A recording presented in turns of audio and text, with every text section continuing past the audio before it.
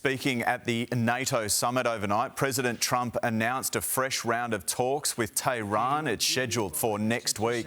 It comes as the CIA reveals those US strikes on Iran's nuclear facilities did indeed cause severe damage, and it will take years for them to rebuild. For more on this, Richard Newton, retired Lieutenant General with the US Air Force, joins me now. Great to talk again.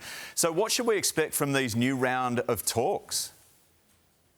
Well, good morning. I think should these talks kick off in terms of with Iran, first and foremost, right off the bat, I would demand that Iran provide the opportunities for international weapons inspectors from the International Atomic Energy Agency to get their boots on the ground and get their eyes on the targets of those 12 nuclear weapons development sites, and specifically the ones that were struck by United States Air Force B-2 bombers and Navy Tomahawk cruise missiles on Saturday night at Natanz, Esfahan, and Fordo.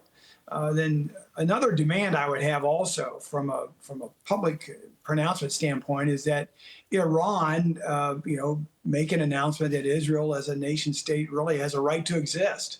Those two particular preambles, I think, are important moving forward because, frankly, Israel and the United States are the victors here. Iran lost. And so what we really want to focus on, however, is to make sure that they continue to never achieve the ability to develop a nuclear weapon. Let's hope they come to the table, and let's hope this ceasefire does remain intact. I wanted to move on to the talks in NATO, of course, the summit underway. There was a bizarre moment overnight. Take a look. Let him fight for about 2-3 minutes, then it's easier to stop him. And then Daddy has to sometimes do strong language. Yeah. He did it very affectionate. Daddy, you're my daddy. Well, it feels like global diplomacy when it comes to Donald Trump is all about stroking his ego. Did this go a little bit too far, Richard? It's an interesting comment. That's been making a big play here in the United States as well. In fact, the president and it's our Secretary of State, Marco Rubio, kind of got a chuckle out of that. But to reset, I think the NATO summit was a very successful summit, not only for the United States and our leadership, but certainly for the 32 members. One thing that came out of this that's very important and we've been trying to achieve, certainly in my professional lifetime, is increased funding from the 32 NATO partners, and in this case, more specifically and more recently, to go from a minimum of 2% of your gross domestic product in terms of spending on military capabilities now to 5%. And all the NATO allies, all 32 nations have agreed to that moving forward. Okay. The other focus of this was, of course, on the war of attrition that President Putin has weighed against Ukraine. We're going beyond 3 years.